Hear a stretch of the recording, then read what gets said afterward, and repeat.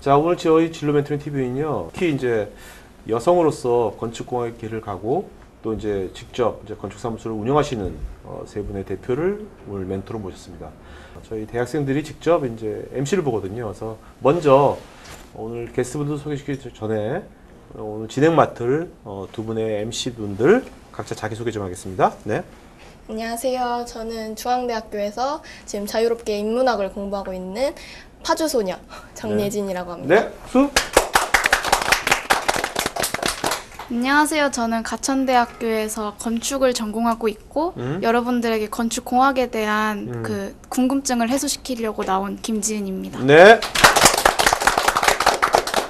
자, 네, 아까 뭐 자유롭게 산다는데 얼마나 자유롭게 사는 거예요? 어떻게 자유롭게 사는 거예요? 자유롭게 사는 게 아니라 자유롭게 인문학을 공부하는데 저희 과 취지가 네. 자유동문이라고 해서 좀 자유로운 환경에서 생각의 자유를 갖자 이런 식이어서 소개 멘트를 그렇게 짜봤습니다. 네, 좋습니다. 자, 그럼 오늘 세 분의 게스트입니다. 자, 그 먼저 김규린 대표님부터 네. 각자 자기소개 좀 하겠습니까? 한번 멋지게 한번 해보시죠. 한번. 멋지게요? 네. 네, 어떤 사람인지. 네. 저는 충남 보령에서 네. 건축사 사무소를 운영하고 있고요. 두 아이의 엄마고요. 네. 그리고 나이 얘기하지 말라고 하셨는데 나이는 좀 먹었습니다. 네네네. 그러고요. 네. 제가 지금 하는 일은 건축 설계, 시공, 그리고 감리, 또 뭐라고 해야 되죠? 그러니까 컨설팅, 네. 건축 관련된 모든 컨설팅을 해주고 있습니다. 지방에서 많은 부분 부족한 부분들인데 그걸 좀 전체적으로 좀 해보고 싶어서 전체 턴키 형식의 건축 네. 관련된 일을 다 하고 있습니다. 네. 그럼 오늘 보령에서 직접 네, 올라오신 네, 거네요. 네. 자, 박 대표님. 네, 안녕하십니까. 저는 박순천입니다. 저는 사무실에서 아직도 봉급을 받고 있는 건축사고요. 조직 생활을 한 대형 사무소에서 한 15년, 20년 정도 대형 사무소 근무를 했기 때문에 뭐 큰 프로젝트, 그러니까 작은 프로젝트부터 시작해서 큰 프로젝트까지 다 운영을 해서 지금은 주로 조직 관리라든가 영업 지원이라든가 어떻게 보면 직접 들어가는 단계는 건너간 상태입니다. 네. 저희 사무실은 요 지금 근처에 있습니다. 반갑습니다. 네. 제가 그냥 얘기하면 되나요? 네. 저는 건축사 사무소 몰드 프로젝트의 홍영애 소장인데요. 네, 저는 작년에 그 국토부에서 주는 신진 건축사 대상을 수상했어요. 근데 그 대상을 수상하게 된 그 큰 게 저희는 되게 작은 아뜰리에예요. 그러니까 작은 일들을 하고 있고 그거를 충실히 결과물을 도출하기 위해서 노력한다라는 응원의 의미로 상을 주신 것 같아요. 그래서 네. 지금도 젊은 건축가로서 그 성장하려고 고군분투하고 있습니다. 지금 만드신 지 얼마나 되셨어요? 2011년도. 2011년도요. 네. 네. 갑자기 궁금해지는 게 오늘 사실 건축과 전혀 상관없지만 그냥 호기심이 나서 세 분 다 뭐 이 MC분들도 이제 건축 그쪽 관심 있는 중인데 다 보면 치마가 입은 사람 아무도 없고 바지를 입었어요. 그럼 이렇게 건축공학 하는 사람들은 다 바지를 입고 다니는 주로 치마를 안 입는지 갑자기 궁금해졌거든요. 어떻습니까? 절대 아닙니다. 치마 입죠. 아 그래요? 네네. 그런데 다리가 별로 안 이뻐서 지금 아, 바지를 입었고요. 그래요? 네. 근데 일하는 데 있어서 불편함은 있습니다. 현장을 나가는데 네네. 치마 입고 하의 신었다고 생각을 해보세요. 네네. 얼마나 불편하겠습니까? 네. 그래서 보통은 이제 네. 저는 이제 워카 주로 많이 신는데 그렇게 다니다 보면 아무래도 좀 거침없이 모든 행동을 할 수가 있어서 네네. 예, 좀 편안하게 입는 편입니다. 그리고 약간 좀 블랙 계통, 예. 좀 그런 걸 좀. 저는 오늘 그나마 좀 이거 안에 받쳐 입고 왔습니다. 원래 블랙 계통 많이 입나요? 네, 거의 블랙을 그래요? 이유가 뭐죠? 때 한 탄. 그렇구나. 거꾸로 그 보고 네. 다루는 것들이 이제 컬러풀한 것들이 많이 있기 때문에 어떻게 보면 다른 측면에서 저희 그 스스로들이 어떻게 보면 좀 그걸로 튀어지는 거를 보이기보다는 사실 그 부분에 약간 무채색 계열을 그래서 많이 좋아해요. 그러니까 회색, 블랙도 보면 그래서 여성 건축사들이나 건축하는 사람들 모이는 자리 가보면 한 네네네. 7, 80%는 약간 이렇게 그러니까 좀 블랙이거나 약간 단색 종류이고 무채색 계열로 많이 아닌 입으시는 경우는 것 또 같아요. 굉장히 화려하게 입으시는 네. 분들이 좀 계시고 그러니까 약간 이렇게 조금 그 대비가 된다고 해야 되나요? 극단적으로 약간 그런 성향들이 있습니다. 그러니까 뭔가 이렇게 창조하는 스티브 잡스도 항상 블랙 좋아했잖아요. 그러고 일명 다 상통할 수 있고. 자, 우리 한번 궁금한 거 물어볼까요? 네. 궁금한 게 수장님께서는 혹시 좋은 집에 대해서 뭐가 좋은 집인지 뭐가 생각이 좋은지. 있으신지. 회사 이름이 좋은 집이니까. 네. 좋은 단순하게. 질문이에요. 제가 건축사 사무소 좋은 집 맨 처음에 상호를 잡을 때 별별 생각을 다 했어요. 뭐 유명한 그 사람 이름을 좀 따보기 꼬르비제, 뭐 건축의 대부분 그렇죠. 꼬르비제나 뭐 이런 생각도 했었고, 그러니까 이니셜을 따서 좀 영어로 좀 있어 보이게. 있어 보이게 하는데. 거의 제가 지금 보령에서 하고 있잖아요. 네네. 근데 저희 신랑이 그래요. 너 좋은 집 짓는 게 꿈이라며 그러더라고요. 그래서 그렇지. 근데 왜 그걸 까먹고 있었지? 그러니까 가장 원론적인 건데 잊어버리는 거죠, 사람들이. 그래서 그 원론에 초심을 잃지 말자라는 생각으로 좋은 집이라는 사고를 걸었고요. 그게 굉장히 좀 의미가 있었던 게 저희 아버님이 제가 시부모님 모시고 살았었거든요. 근데 지금 두 분 다 이제 작고를 하셨는데 저희 아버님이 친한 친구분들이랑 이렇게 얘기를 하면 좋은 집이란 다 알아들으시는데 무슨 뭐 영어로 된 이름으로 됐다든지 이런 거 모르시는 거예요. 그래서 좋은 집이라는 상호를 가지면서 오히려 이렇게 어르신들한테 많이 좀 다가갈 수가 있었고요. 그게 저희 지역성하고 좀 맞았던 것 같아요. 그래서 사실은 좋은 집이 밖에서 보면 화려한 집이 아니고 그 안에 사람이 들어가서 편히 쉴 수 있는 게 좋은 집이거든요. 근데 우리는 보통 지금 건축계를 보면 대부분 화려함에 많이 치중을 하고 있어요. 그래서 좀 안타까운 부분이기도 한데 저는 그래서 그 좋은 집 하면 이제 내실을 기하는 집 그리고 또 그 안에서 사람을 위하는 집 그래서 그런 집을 짓고 싶다라는 생각으로 꾸준하게 저희의 마음속에 담아두는 상황입니다. 네. 답 됐나요? 네. 고맙습니다. 저는 지금 소장님께서 서울국제건축영화제 네. 지금 조직위원 맡고 계시잖아요. 네네네. 그 조직위원을 맡으시면서 그 저희들한테 무엇을 전해주고 싶으신지가 너무 궁금해요. 보통요, 이게 매체를 통해서 무엇을 알리는 건 굉장히 좋은데 건축이라는 게 굉장히 딱딱하잖아요. 근데 이제 이 하드한 거 소프트하게 풀을 수 있는 게 뭐가 있을까 이런 생각을 좀 항상 갖고 있어서 영화제 그 위원 들어가기 전에는 사실은 제가 영화 속의 건축 강의를 계속 하고 있었습니다. 지금 하고 있어요. 근데 그 배경이 뭐냐면 제가 영화를 너무 좋아합니다. 근데 영화를 볼 때 주제를 보는 게 아니고요. 그 배경을 보고 있는 거예요, 제가. 남자 배우 안 보세요? 전혀요. 남자 배우는 귀할 게 아니죠. 건축에 빠지면 남자는 안 보입니다. 안 보여? 남자가 안 보입니까? 그 정도.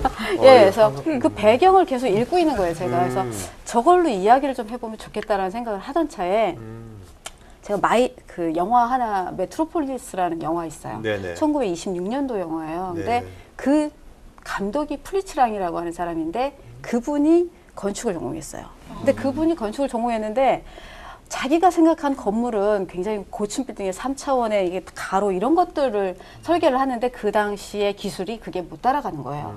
그래서 이분이 뭔 생각을 했냐면 모형 있죠. 여러분도 건축하시니까 모형 만들잖아요. 그 모형으로 영화를 만듭니다. 고가도로도 만들고 뭐 마천루도 만들어가지고 물을 갖다 부었는데 그러니까 지금은 3D로 다 하잖아요. 그때 당시 손으로 이렇게 모형 위에다 물 부어가지고 홍수난 것처럼 하고 그 영화에 완전히 푹 빠져버렸죠. 그래서 영화를 이제 해석하는 데 있어서 건축물 배경을 한번 읽어보면 좋을 것 같다라는 생각을 했고 그게 영화하고 잘 맞아떨어졌어요. 그래서 어떤 적과의 동침이라는 영화를 보면요. 그 영화 배경에 나와 있는 그걸로 인해서 그게 스릴러물이거든요. 사람이 무서워지고 즐거워지고 이래요. 그래서 그런 것들을 좀 전달하면서 건축을 이해시키고 싶었어요. 아주 좋은 관점인 것 같은데요. 영화 속에 그죠? 영화 속에 어떤 건축 어떤 그런 것을 관점을 보면 건축 영화제는 이제 건축 영화제는 그런 관심이 있다 보니까 저희 대한건축사협회에서 그 영화제를 시작을 했어요. 그래서 해보고 싶습니다. 저 그 집행위원으로 일을 하고 싶습니다 했고 그게 계기가 돼서 영화제에서 이제 일을 하게 됐고 그러다 보니 영화 속에 더 깊게 들어가게 됐고요. 그래서 제 모토가 뭐냐면 I am a hero예요. 제가 주인공이다. 왜냐하면 제가 주인공이다라는 생각을 가지면 주변의 것이 다 그냥 제 것처럼 느껴지거든요. 주변인이 조연처럼 느껴지고 그러면 제가 더 자존감이 높아지고 뭐 이런 것들 때문에 난 항상 그걸 머릿속에 두고 어디 가면 내가 감사합니다. 더 던져주셔도 됩니다. 그렇게 해서 어디를 가든 제 이렇게 자세별 이런 것들 일부러 곱게 하고 이렇게 다녀요. 난 주인공이니까. 네. 좀 네. 멋있으시네. 우린 다 조연이야. 최근에 가장 인상 깊게 본 건축 영화 같은 게 있으세요? 건축 영화 얼마 전에 건축 영화제에서 네. 그게 있었어요.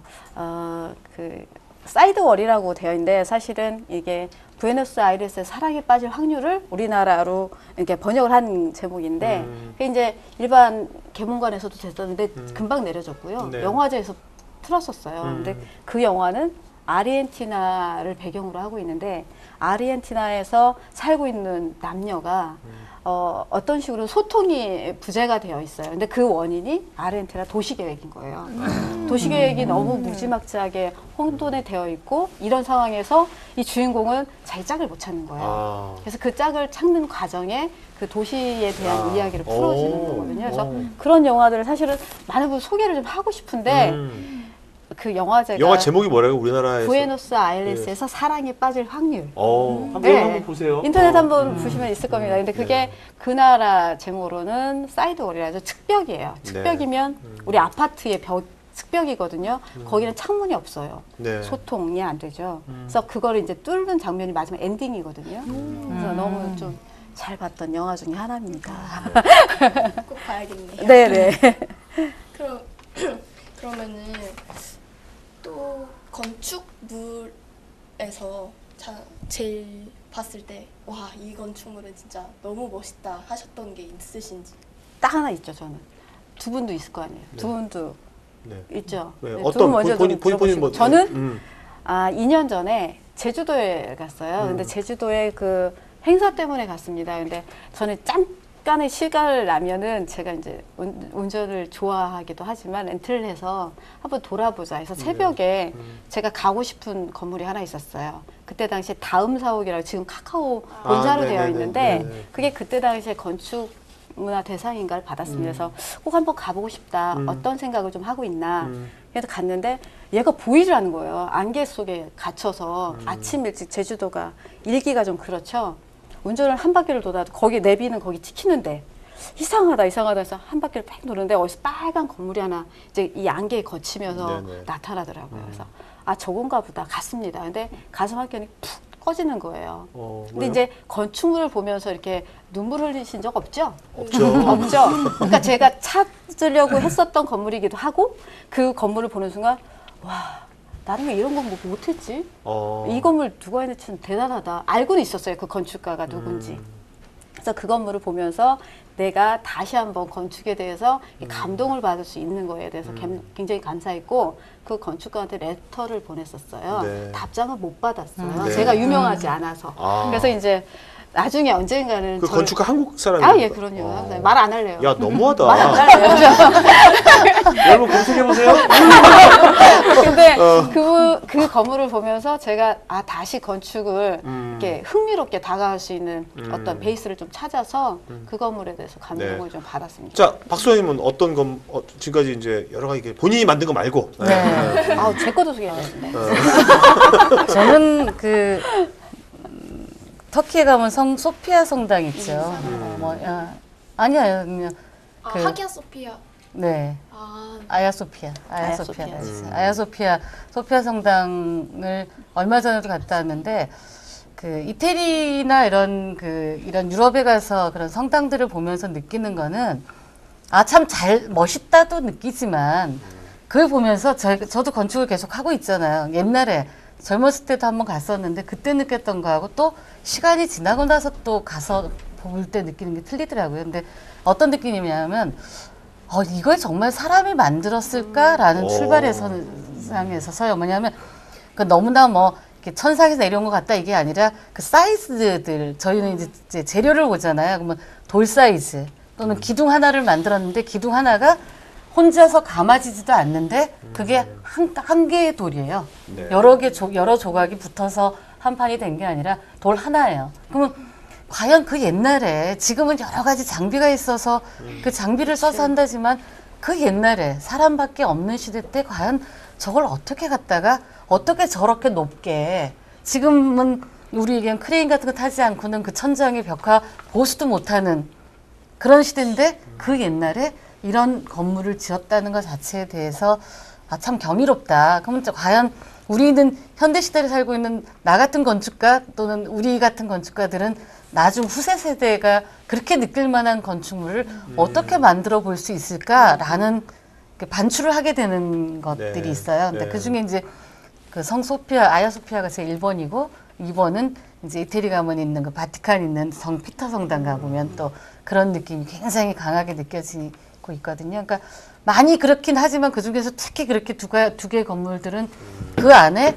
그냥 건물만 담긴 게 아니라 그 나라의 문화가 담겨 있거든요. 그러니까 그게 같이 보이니까 아야소피아 같은 경우는 아시다시피 로마 문화하고 이슬람 문화가 이렇게 건물 안에 기둥 한 켠에는 아직도 그 얘네 이슬람의 문양이 있고 이쪽 한 켠에는 옛날 그 로마 시대 때 사람들이 벽화 그렸던 거를 지금 베껴져서 벽화로 나타나고 있고 이래요. 그러니까 그렇게 그 공간 하나에서 문화가 나타날 수 있다는 것도 굉장히 어떻게 보면은 신비롭게. 문화와 역사와 사람들이 다 느껴지는 거고. 네. 그러니까 거길 들어가서 가운데 딱 서 있으면은 막 그 옛날에 역사책을 볼 것 같은 우리가 세계사에서 들은 사건이 여기서 일어날 것 같은 네. 어떤 그런 경이로움 같은 게 좀 있어서 가장 좀 현재 상태로는 가장 인상적인 두 분 말씀 제가 들어보니까 좋아하는. 이게 건축하신 분들은 뭔가 건축물을 보면 이 감정이입이 굉장히 이렇게 보통 사람과 다르게 네. 되시는 것 같아요. 네. 어떤 조금 그 시공간을 보는 초월해가지고. 방식이. 네. 자, 그 홍사님은 네. 뭐 어떤? 그 저는 그 어떤 특정 건축물이 아니라 그 선유도 공원인데요. 선유도 공원 이제 그죠. 그 전에 이제 동물 처리장이었던 거를 이제 살릴 부분은 살리고 그다음에 그 의미라기보다는 그거의 그 기능이라든지 그거에 대해서 고민을 애정이라든지 그런 게 있으신 것 같아요. 거기 가면 저 이제 집이 가까워서 애들이랑 많이 가는데 갈 때마다 느낌이 다르고 또 그 조성된 지 또 시간이 꽤 지났잖아요. 그러니까 그 건물 자체도 그 의미가 있고 그 조경이랑 어우러진 거 그다음에 거기서 또 즐기고 있는 사람들 그런 풍광들이나 풍경들이 좋아서 저는 이제 어떤 특정 건물보다는 주변과 어울려지는 건물의 의미 아니면 네. 그런 모습 씬 같은 거에서 선유도 공원이 되게 좋았던 것 같아요. 네. 좋은 것 같아요. 자, 이제 우리 박순유 대표님의 알아보도록 할까요? 네. 대표님 같은 경우에는 뭐 여성 시공 기술사가 국내에 몇 명 없는 걸로 저는 알고 있는데 그 여성 시공 기술사로서 현장에서 뭔가 특별한 에피소드 같은 게 있으신지. 많이 있죠. 기술사를 딴 것 자체도 어떻게 보면 그런 지금 말씀하셨듯이 현장에서 여자들을 무시하는 어떤 그 행태에 좀 반기를 들고 싶어서 또는 얘기가 그거를 그냥 이렇게 말로가 아니라 그냥 뭔가를 보여주고 싶은 생각이 있어서 따게 됐어요. 그러니까 저 같은 경우 이제 95년도에 건축사를 땄는데 그 발주처 내지는 시공사라고 해서 회의를 하잖아요. 네네. 현장 이제 설계가 끝났으니까 현장이 벌어지면은 도면을 갖고 와서 뭐 수정을 해달라고 하거나 변경하거나 회의를 하면은 건설사 분들이 소위 얘기해서 건설사 분들이 명함을 딱 주면 뭐 설계를 그래도 좀 하셨으니까 뭐 건축사 있으신 건 당연한데 현장은 모르시죠? 이러고 출발해요. 아, 네. 그냥 상당히 기분이 나쁜. 근데 문제가 저한테만 그러면, 그러니까 저만 아니고 다 그러면 제가 이해를 하겠는데 여자라는 이유 때문에 저한테만 그래요. 아, 네. 옆에 있는 제가 보기엔 저보다 현장도 더 모르고 디테일도 더 못 그리는 남자 직원한테 그런 얘기를 안 하거든요. 그러니까 그거는 이미 그 선입견에 여자니까 일단 자기네가 좀 네. 네가 우리보다 현장 모르니까 우리 말을 좀 들어. 너는 도면만 그리고 할 일이 많으시니까. 나머지 모르는 네, 그런 식으로 얘기를 하게 되니까 아 그래? 그래 현장 모른다고? 나도 현장 알아. 이제 그래서 이제 현장을 나가게 됐어요. 상주감리로. 회사 제가 있던 회사 그때 이제 400~500명 되는 데이기 때문에 이제 프로젝트들이 종류가 많으니까 손을 들고 저도 현장을 좀 한번 나갔다 오겠습니다. 상주감리 갔다가 근데 그렇잖아요. 공부를 위한 공부는 어떤 것도 의미가 없거든요. 건축사도 마찬가지고 기술사라는 것도 마찬가지인 게 내가 그걸 따기 위한 공부 자체를 하는 거는 의미가 없고 그거를 하기 위한 경험이나 뭐 그 실력이나 또 바탕을 갖고 있어야 단계에서 단지 그거를 좀 그 간결하게 그냥 증빙으로 보여주는 단계가 자격증이 되는 거지 그걸 따서 명함을 쓰려고 필요한 게 자격증이 아니니까 그래서 이제 현장 있고 현장 철수할 때 돼서 정리할 겸 정리할 겸 해서 했는데 와. 됐어요. 근데 그때 당시가 이제 제가 99년도에 기술사를 땄는데 아마 그즈음에는 더군다나 건축사 기술사 갖고 있던 분들은 남자분들은 좀 계셨는데 아마 여성 시공 기술사로서는 거의 뭐 손에 꼽을 정도로. 그랬던 당시에. 타임이죠. 지금은 이제 좀 많아졌는데. 근데 뭐 박대표님은 좀 뭐야 그 현장에 가셔가지고 네. 굉장히 잘하셨을 것 같아요. 터프하게 남자가 여자건 굉장히 잘하셨을 것 같아요. 그죠? 그렇지 않나요? 어떠세요? 네, 현장에 가면은 네. 잘하죠. 왜냐면 일단 아니 그 잘하는 모습을 보여줘야지만 네. 사람들이 일단은 뭔가 제 카리스마 있게 하셨을 것 어필을 같아요. 하잖아요. 근데 목소리 너무 좋으세요. 자 여기 있는 분들도 이제 네. 그 요새 뭐 여성들이 네. 많은 부분에서 조직에서 이제 리더가 되기 많지 않습니까? 네, 네. 건축 분야 떠나가지고 여러 네, 분야에서도. 네. 그러니까 이제 현장에 갔을 때도 이제 어떻게 보면 거의 리더인데 밑에 이제 남자분도 많을 그럴 텐데 그런 이제 여기 여성분들이 많으니까 이제 뭔가 그 어떤 위치에 있을 때 리더가 됐을 때 어떻게 남자들을 어떻게 잘 이렇게 통솔하고 잘 소통하고 하는 그 노하우 있다면 하나 좀 알려주시죠. 노하우. 네. 노하우. 그 많죠. 각자 있을 것 같은데 굉장히 우리 여성들이 생존에 굉장히 중요한 거거든요. 남자들이 또 바보가 아니에요. 남자들이 막 하면 또 되게 싫어해요. 말 안 듣거든요. 그러니까 자 남자들 어떻게 하면은 그 팀 잘 할 건지 자 한번 제가 먼저. 시공을 한다 그랬잖아요. 네네네네. 어느 날 현장을 갔는데 음. 그 시공에 레미콘 치기 전에 철근 배근을 합니다. 네. 근데 저희가 도면을 그려서 내보냈잖아요. 근데 도면대로 철근 배근이 안 됐어요. 네. 그래서 이거 도면하고 다릅니다. 맞대요. 음. 그래서 아 맞습니까? 그래서 제가 그 도면을 놓고서 하나하나 디테일하게 이걸 다 보여주면서 네. 까는 위치까지 다 알려줬어요. 음. 그러니까 제가 여자 그때는 기사였었잖아요. 네네. 근데 기사가 그것도 여자가 그때는 좀 이것도 이뻤었습니다. 네네. 그러다 보니까 옷도 좀 환하게 입었었어요. 네네. 그러니까 이제 기사라고 해서 온 지 얼마 안 됐을 텐데 와서 이렇게 왔다 갔다 하는 것도 좀 눈에 거슬렸는데 거기다가 이렇게 지적질을 하니까 쉽지는 않았겠지만 네네. 제 말이 다 맞는 거잖아요. 그래서 거기서 지켜서 이거 고칠 때까지 레미콘 못 치게 했습니다. 네. 레미콘은 사실은 이 차가 들어오기 시작을 해서 물량이 정해져 있으면 이 물량이 30분이든 이렇게 간격을 텀을 주면 안 돼요. 길게. 그래서 계속 대기하다가 이거 쳐야 하는데 끊어버린 거죠. 제가 치려고 하는데. 그래서 그때 당시에 아마 그 물량이 한 하루 종일 쳐야 되는 물량인데 사실 그 새벽 그 다음 날까지 넘어가게 공사를 시킨 적이 있어요. 네네. 그다음부터 저 뜨면 어떨까요? 왔다.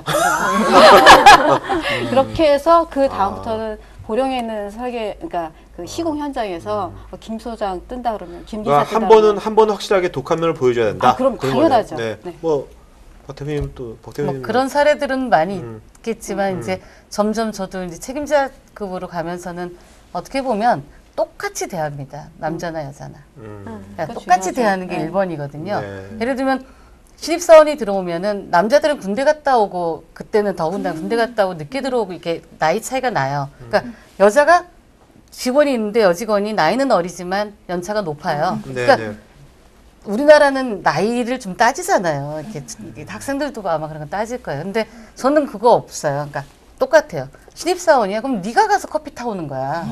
아, 경력으로 신입이니까. 업무 경력으로. 업무 경력. 그러니까 팀에서 막내가 누구고 누가 선배 사원인지를 어떻게 보면은 그냥 그 기준으로 알려주는 거예요. 그러니까 남자 여자로 구분하는 거를 없애는 거. 그 다음에 이제 저 같은 경우는 글쎄요, 저는 그렇게 생각하는 편인데 제가 할 수 없는 일, 그러니까 남자여서 하는 일과 여자여서 하는 일이 다르지 않은데 예를 들어 책상을 드는 거는 저 혼자 들기는 어렵잖아요.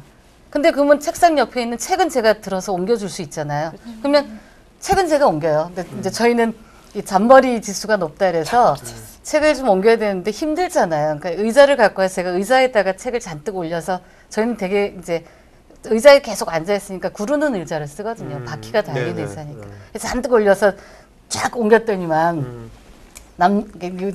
직원들이 아 소장님 그런 방법이 있었네요. 그리고 이왕이면 책상을 들 때도 같이 들려고 해요.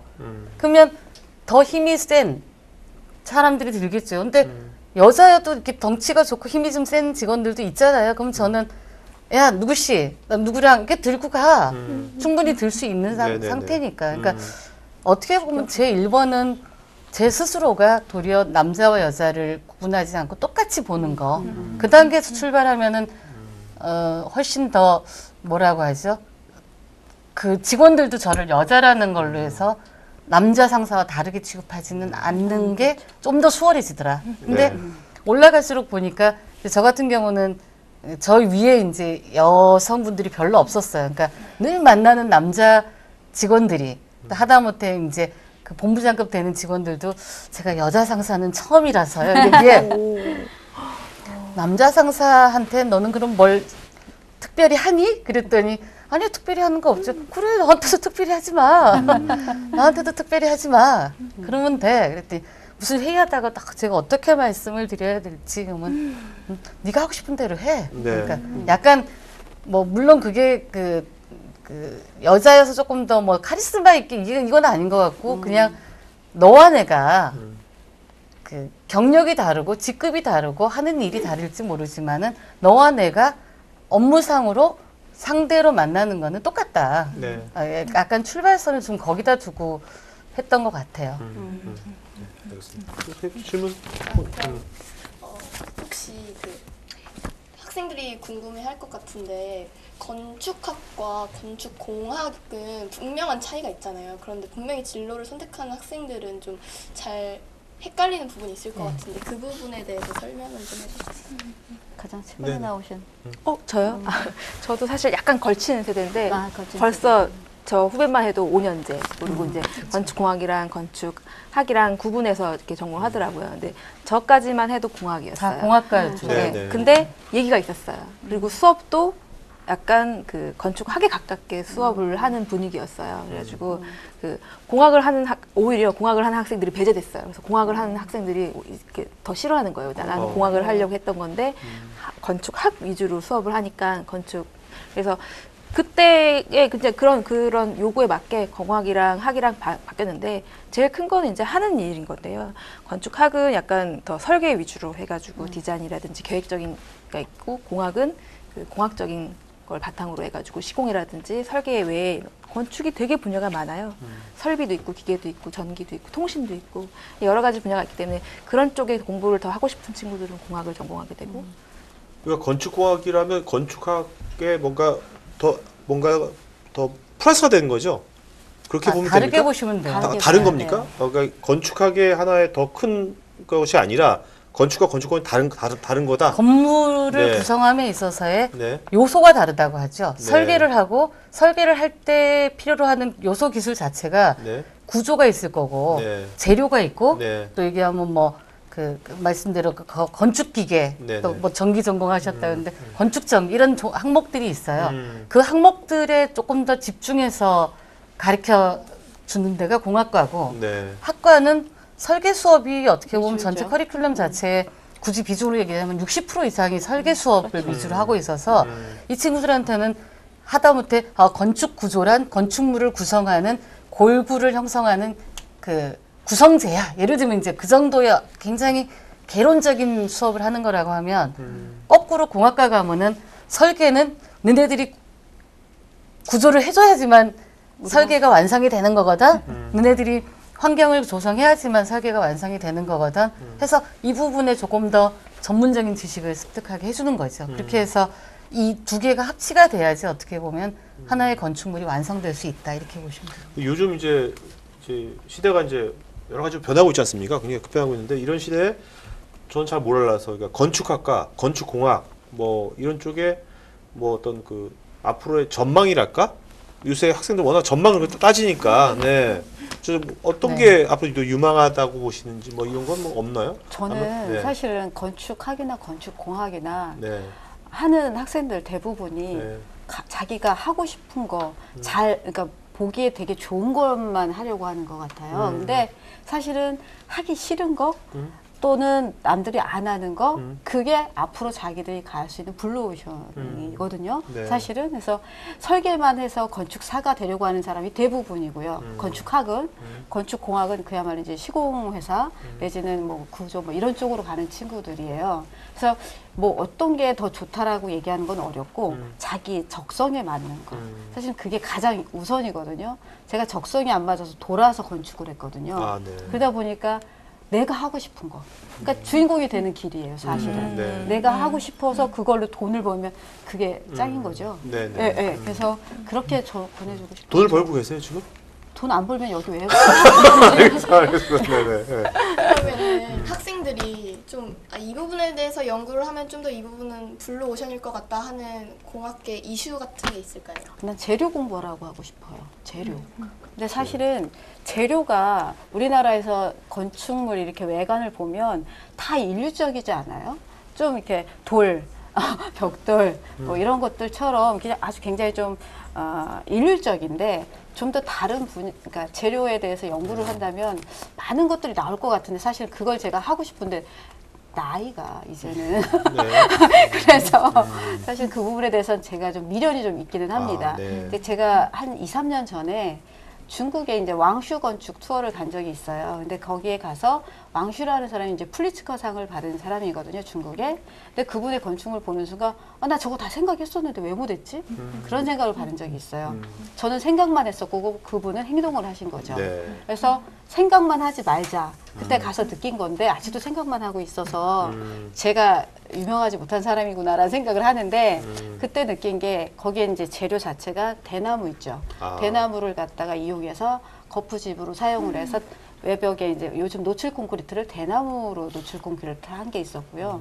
그래서 저거 생각을 했었는데 이랬단 말이죠. 그러니까 생각만 그치지 않고 지금 지나다니 보면 재료가 굉장히 많은데요. 저 학교 다닐 때는 막 딸랑 3가지밖에 몰랐어요. 벽돌, 돌, 그리고 뭐 간단하게 뭐가 있었죠, 언니? 유리 뭐 이런 거. 그래서 지금 보면 굉장히 다양한데 이걸 다 연구를 안 했었던 것 같아요. 공부를 덜 했던 거죠. 그래서 재료만 공부해도 아마 학생들이 취업을 해도 좀 눈에 띌 거예요. 네. 네. 왜냐면은 재료에 대해서 연구를 하는 친구들이 별로 없기 때문에. 네. 그런 식으로 이제 조금씩 찾아간다면 어떨까 하는 생각이 좀 들어요. 그 왕슈 네. 왕슈가 못된 거는 그 돈 많은 친구가 없어서 그래. 그것도 맞아요. 예. 돈을 좀 쓰는 건축주가 있어줘야 저번에 제가 저번에 건축하신 분이 이제 코너에 나오셔가지고 얘기하셨는데 건축가는 건축하시는 사람들은 나이가 저도 50 이상이 돼야지만 전성기가 온다고 해서 왜요 하니까 자기 친구들이 이제 50이 넘어야지만 돈을 번다는 거죠. 맞습니다. 30대 때 친구 돈 못 번다 이거죠. 아는 사람들이 50이 넘어가면 돈을 많이 벌고 위치 많이 올라가니까 그때 가서야 진짜 빚을 번다 그러더라고요. 네. 그런 게 많이 있죠. 네. 유명한 건축가들이 그래서 60, 70에 네, 작품이 그러니까요. 나옵니다. 그러니까 얼마나 요즘 같은 시대에 40대도 막 되게 위험한 시대인데 요즘 어떻게 보면 직업으로서 굉장히 좋은 직업인 것 같아요. 근데 대신 친구를 잘 사귀어야 돼요. 근데 돈 버는 친구. 그러니까 나중에 평생 성공할 친구를 잘 사귀어야 되는 거지. 근데 그런 그래야지 내 집 지어줘 친구도 이렇게 될 거 아니야. 있어도요. 자기가 실력을 쌓아놓지 않으면 아무 의미가 없는 거죠. 아, 네네. 그렇죠. 그래서 그런 친구들 사귀면서 자기 내실을 네. 기회 줘야 합니다. 그 왕슈라는 건축가도 이 개발 사업을 하는 돈 많은 친구가 네 맘껏 네가 원하는 대로 설계를 해봐라. 네. 그리고서는 그거에 대해서 내가 건축주니까 너는 이걸 좀 바꿔. 뭐 고쳐 이거를 안 하고 오, 야. 네가 원하는 대로 해봐 야, 한 거예요. 드림 건축주다. 드림 건축주. 그래서 이게 돈 버는 친구가 없어요. 그러니까 그런 친구를 만나서 그 사람은 자기가 생각하는 자기 아이디어의 모든 걸 할 수 실험을 있었죠. 통해서 건축을 그러네요. 했기 때문에 그게 또 특별한 그 지역적인 건축물이 될 정도다. 그러니까 지역의 뭐 재료라든가 이런 걸 많이 사용을 했거든요. 그러니까 야. 그걸 완성할 수 있었던 게 결국은 뭐 이렇게 궁극적으로 아주 우리 세상적으로 얘기하면 돈 많은 친구가 네. 있어서 가는. 건축의 삼박자, 네. 건축주, 네. 설계, 시공자. 네. 근데 시공자가 그걸 갖다 또 제대로 구현을 못 해주면요, 그 건물을 그러니까 좋은 친구. 그러니까 돈 많은 좋은 친구. 돈 많은 좋은 친구. 네 박자야, 네 박자. 돈 많은 좋은 친구 있어요. 네. 야, 중요한 좋습니다. 실전 팁이다. 네. 자, 우리 홍용희 소장님 좀 궁금한 거 좀 물어보죠. 소장님께 궁금한 거는 똑같이 저희 서울시 공공건축가 지금 하고 계시는데 그 중에서 생각난 에피소드 한 가지. 지금 제가요 에피소드가 없어요. 왜 그런가 했더니 선배 여성 건축가분이 다 길을 닦아놓으셨어요. 저는 지금 그런 대우를 한 번도 받은 적이 없어요. 그래요? 그리고 주변에 공공건축가 모임에 가보면 3분의 1? 반까지는 아니지만 3분의 1 아니면 그거에 근소하게는 여자분들이 많으세요. 네, 맞아요. 네, 네, 여자분들이 저는- 많고 제 나이 또래에는 더 많고요. 윗분들은 사실 몇 분 안 계세요. 근데 뭐 이렇게 회의를 간다거나 어디를 간다거나 했을 때 그런 대우 한 번도 받아본 적이 없어요. 제가 학교 다닐 때만 해도 반반이었어요. 아, 네. 예, 그때만 해도 제가 이제 97학번인데 예, 반반이었어요. 근데 졸업하고 설계 일을 하는 친구는 사실은 많지 않죠. 여자 친구는 많지 않았는데 그래도 이런 걸 다 해놓고 가셨으니까 지금 얘기하시는 게 뭐 그래요? 네. 근데 선생님 그 공공건축이 우리가 공공건축이란 말이 사실 뭐 나온 지가 뭐 한 최근 한 20년 전, 한 15년 전 뭐 이때부터 나온 것 같은데 공공건축이라는 것이 어떻습니까? 실제로 해보시니까 공공건축하고 공공건축과는 좀 틀려요. 아 달라요. 네. 그러니까 뭔가 공공 분야에 뭔가 그런 쪽에 하는 것이 앞으로 좀 이렇게 좀 유망하다고 보시는지 어떠세요? 지금 이 제가 공공의 건축의 융합이. 네. 이게 공공건축가라는 개념이 나온 거는 사실 유럽에서는 많이 그쵸. 왜 프랑스 같은 데는 네. 뭐 되게 오래된 개념이에요. 네, 근데 네. 우리나라의 서울시가 도입한 지가 몇 년 안 됐을 뿐이지 그 개념은 되게 한 게 제가 알기로는 공공건축가라는 게 건물이 아무리 개인이 지었다고 해도 그 가로에서 봤을 때는 노출되면서 공공재로서 작용을 하거든요. 공공성. 네. 그래서 그걸 관가할 수가 없는데 건축가들이 그 개인 클라이언트로만 이렇게 일을 했을 때는 공적인 것들이 많이 배제될 수가 있죠. 건축주분은 네네. 다른 것들만 요구하시니까요. 근데 건축가라고 하면 아무리 건축주한테 돈을 받지라도 그런 걸 마음속에 갖고 있으면서 계획을 해야 돼요. 네. 근데 그런 것들이 유럽에서는 빨리 정착돼가지고 건축가라는 걸 그렇게 활용한다는 거에 대한 인식이 다 있었는데 우리나라는 이제 그런 게 없었던 거예요. 네. 지금 사실 공공건축가 제도는 생긴 지가 한 4년, 5년 된 것 같아요. 네. 서울시에서 네. 착한 거는. 저는 이제 2년 전부터 활동한 거고 공공건축이 갖는 의미가 있었던 건데 네, 네, 이제서야 이제 사람들이 인식하고 공공건축가라는 사람들 이렇게 위촉해서 공공 건물에 네. 그러니까 개인 클라이언트 일에다가 그런 걸 막 적용하기는 어렵고 공공 건물에 공공건축가라는 사람들이 좀 더 디자인적으로 문화적으로 우수한 계획을 좀 해봐라라고 네. 하고 기회를 좀 주신 거예요. 어느 정도 간단한 절차를 거쳐서 뽑으셨어요. 네. 그러면 이제 제가 궁금한 게 그런 이제 공공건축이라는 것은 단순하게 어떤 기능적인 요소만 보는 것이 아니라 거기에 어떤 뭐랄까요? 어떤 도시하고 환경과의 조화랄까 네, 자연 네, 이런 네, 것들 그다음에 네. 보는 사람의 어떤 기분 뭐 이런 것도 다 네. 생각하시는 겁니까? 아까 선유도 공원도 사실 그런 개념이 공공건축가 나오기 전에 계획한 거지만 공공재를 할 때 건축가가 그런 공적인 공간이잖아요. 네네. 근데 거기에 그런 생각을 가지고 계획을 했기 때문에 저도 이제 좋아하는 공간이 된 건데 다른 시민들도 좋게 이용하실 수 있는 게 결국은 그런 공공적인 마인드, 네, 네. 기여한다라는 마인드. 건축물이 그냥 개인적인 이익이라든지 임대비를 뽑기 위해서 아니면은 그런 거가 아니라 공적인 의미가 있다는 거에 대해서 계획하게 된 것 같아요. 요즘 공유경제라는 말이 많이 나오잖아요. 네. 그런 거 비슷하게 뭔가 이제 건물도 어떤 요새 그런 거 하는 큰 트렌드니까 그런 면에서 보면 지금 그런 관점이 앞으로 더 우리나라도 더 활성화될 것 같다는 느낌이 드네요. 네. 그러면은 건축 공학을 배워서도 그런 일을 할 수 있는 건가요? 공공 건축가 같은 할 수 있죠. 뭐 미대나도 할 수 있을 것 같은데, 나는. 이게 굉장히 조금 이제 건축이 굉장히 매력적인 아주 기본적인 요소 중에 하나가 문화와 어떻게 보면 예술, 그러니까 영화 같이. 그러니까 예술, 그러니까 예술은 굉장히 순수한 측면이죠. 예술과 문화와 또는 지금 아주 사람들이 살고 있는 사회적인 현상을 다 포괄한다. 그러니까 그거를 베이스로 배웠기 때문에 건축을 전공하고 나면은 졸업했을 때 응용해서 타 분야와 접목이 요새 흔히 얘기하는 융합 굉장히 쉽다. 그래서 뭐 미술한 사람들이 물론 건축도 할 수 있지만 건축한 사람이 미술을 하거나 우리나라 사람으로 굉장히 유명한 자동차 디자이너가 미국에서 독일에서 자동차 디자이너로 활약하는 사람이 건축가 출신이에요. 건축가 출신이에요. 그러니까 그런 식으로 건축이라는 과목 자체가 왜냐하면은 우리가 건축사를 배우면요. 건축사를 배우면 그게 우리가 알고 있는 세계사예요. 그대로. 그다음에 한국 건축사를 배우면 우리나라 국사가 되는 거예요. 거의 그게. 왜냐하면 사회 현상하고 어떤 시대적인 건축물하고 그 시대 상황을 반영해 놓은 현상하고가 다 이렇게 연결이 돼 있잖아요. 그러니까 구조를 했다고 해서 딴 걸 못할 그거 아시는지 모르겠는데 여러분들 다 알잖아요. 락앤락. 네. 락앤락을 만드신 분이 저희 선배인데요. 구조 전공을 하신 분이에요. 건축 구조 전공을 하셨는데 건축가가 만든 거예요, 그걸? 네, 문학을? 네. 그게 구조 전공하신 분인데 이분이 그 이제 집안이 워낙 그릇 가게를 하셨대요. 그러니까 그래서 아니 그래서 그릇 가게를 하는데 자기네 집 냉장고를 열었더니 막 다 여러 가지 종류의 각기 다른 사이즈의 그 반찬 그릇이 들어있으니까 냉장고가 굉장히 좁을까 비좁을까 아니에요. 그럼 뭔가 성격이 그분 굉장히 꼼꼼하실 것 그렇죠. 같아요. 그러니까 구조 정리하는 거 좋아하는 전공하셨다니까. 정리하는 거 좋아하는 사람. 구조 전공하신 분들은 이 극세심하기 때문에 아. 왜냐하면은 구조가 하나 흐트러지면 건물이 안 생기는 그렇네요. 건데요. 그래서 그렇죠. 이분이 이제 그걸 거기에다가 건축적인 그 역학의 이론을 마찰에 대한 거랑 이 우리 얘기하는 파괴에 대한 거 이런 것들을 자기가 그냥 구조 전공을 하신 게 아니라 대학원을 3학기까지인가 하셨거든요. 구조 전공을 해서. 그렇기 때문에 그 우리가 얘기한 공학과에서 배우는 것보다 좀 더 전문적으로 구조를 배우셨거든요.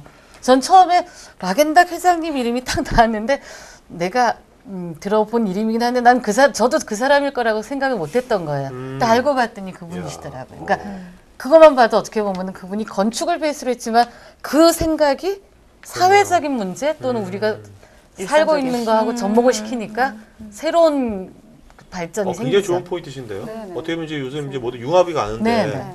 건축공학을 전공한 사람들은 이제 그런 여러 가지 것을 융합하는 그 소양이랄까 그런 것들이 그 베이스가 예, 굉장히 있으니까. 탄탄하다. 이렇게 저도 보시면. 제가 북포럼 하는데 여러분들 잘 아는 책 이제 이연복의 먼 나라의 윤나라. 네. 그분이 그 건축공학 하는 분이에요. 네, 맞습니다. 건축사, 그러니까 좋아하니까 독일 가서 공부는 별로 안 하고 만화 해가지고 여기 나오셨는데 그분도 네. 건축공학 네. 신분이잖아요. 굉장히 융합해가지고. 네. 그러니까 융합하기 좋은 과목이에요. 그리고 거꾸로 건축가는 모든 걸 다 알아야 돼요. 네. 그것도 굉장히 중요한 포인트 중에 하나인데 저희가 지금 이 자리에 앉아 있는데 이 건물을 지을 때 이 건축가가 네. 여기 안에 사람들이 앉게끔 만들었기를 저희가 앉아 있어요. 네. 굉장히 중요한 게 그렇죠. 그 사람 손에 노란한 거죠. 그렇죠? 건축가가 그런 사람인 거죠. 네, 네. 그래서 건축가는 그 사람들이 움직이는 동선 하나하나 화장실은 어디가 있어야지 편하고 내지는 지금 우리가 앉아있는 이 공간은 어느 정도 사이즈여야지 몇 명을 모아놓고 네. 이런 모든 것들을 생각을 해서 만들어 놓은 부분이거든요. 네, 네. 그럼 사람을 이해를 해야 되잖아요. 인문학 하신다고 그러셨죠? 인문학이 또 건축하고 굉장히 또 가까운 부분인데 저는 이제 지방이다 보니까 만나는 건축주분이 굉장히 다양하죠. 네. 뭐 시골 할아버지부터. 시골 할아버지부터 그러니까 제가 이제 경로당 같은 데 가면은 막 김소장하다가 난리가 나는데 그 이유가 뭐냐면 흔하지 않잖아요. 여자 건축사가. 또 네, 고려는 네, 저 네. 혼자니까. 네, 네. 지금은 이제 늘어났는데 전에는. 그래서 가면은 굉장히 좀 희귀하게 쳐다보세요. 근데 그러면은 그분들한테 이제 저라는 존재를 알리기 위해서 이제 건축하는 굉장히 좀 쉽게 접근할 수가 있었는데 근데 그분들 하나하나 만나보면 다 삶이 다 달라요. 그러니까 어떤 설계를 할 때 있어서 다 맞춰 나가야 된다라는 거죠. 근데 그분들이 예를 들어서 문턱 있는 거 싫어하시고 못 움직이시는데 그걸 턱 높게 해놓으면은 못 올라가시잖아요. 네, 네, 네. 그런 것처럼 다 그분들 이해할 수 있는 그러니까 세상에 대한 예, 이해. 예. 그러니까 인문학도 공감. 굉장히 중요하고 모든 분야를 다 아우를 수 있는 게 건축인 것 같아요. 약간 이중성을 근데 네, 갖고 있어요. 있어요. 이렇게 어울려져야 될 것 같은데 문제는 건축하는 사람들을 만나볼 수 있는 기회가 있거나 주변에 혹시 있으면 한번 보시면은 굉장히 편협하고요. 네. 굉장히 자기중심적이고 주변이 그러신 거 아니에요? 굉장히 우리가 그런 사람들이 많아요. 왜냐하면 건축이 얘기했다시피 그 건축주를 이해하고 그 사람들이 원하는 바를 반영해야 되지만 네. 그 사람들이 원하는 대로 해주면은 건축가가 안 해도 돼요. 건축한 사람이 안 하고 그냥 그 요구사항을 그대로 받아서 아 이렇게 그려드리면 되나요? 이렇게 지어드리면 되나요? 누구나 해도 되잖아요. 근데 건축가라는 특정의 사람들이 할 수 있는 거는 그 사람들의 요구사항을 받아들여서. 녹여내서 네. 내가 생각하는 바를 반영해서 새로운 유형의 네. 건물을 자기가 아이디어를 내는 거잖아요. 그렇기 네. 때문에 자기 소신과 고집이 없이는 못하죠. 어떻게 보면은 지속하기가 쉽지 않은 설득도 거다. 굉장히 네. 잘해야 합니다. 그러니까 뭔가 아트하고 엔지니어하고 당연하죠. 그다음에 뭔가 비즈니스맨 이런 거 세 가지가 다 있어야 합니다. 예, 그 속성이 다 있어야 될 것 같아요. 그죠? 예. 영업도 그래서 해야 그 합니다. 비즈니스 속성이 없으신 분들이 혼자 앉아서 그리는 그 사무실을 잘 안 굴러가게 하시죠. 그럼 제가 질문 드리고 싶은 거는 요즘 영화나 드라마 같은 거 보면은 건축학개론이나 아니면은 뭐 옛날에 신사의 품격 같은 데서 보면은 건축가나 아니면은 건축을 전공하는 사람이 네. 주인공이 된 게 많았잖아요.